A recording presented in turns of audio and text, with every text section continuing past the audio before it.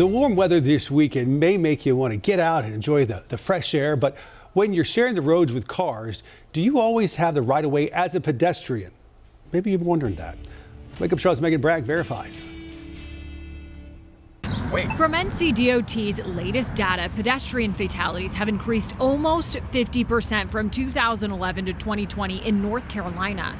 With more cars on the roads and new sidewalks being built all over the Queen City, there can be confusion as to who has the right of way. So the question, do pedestrians always have the right of way when crossing the street? Let's verify.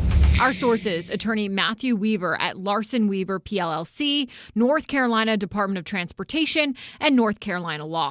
Looking at North Carolina law, there are several factors that determine whether a pedestrian has the right of way. So let's take a look at 4 common ones. If a person is crossing in a marked crosswalk when the crossing signal says walk, pedestrians do have the right of way.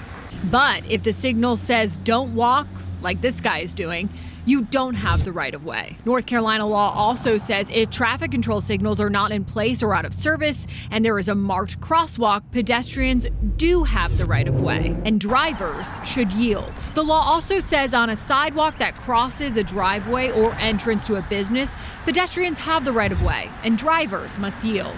However, if you're crossing the road at any point without a crosswalk or unmarked crosswalk, you do not have the right of way. Weaver says pedestrians can be ticketed if they are walking and don't yield to cars when they're supposed to.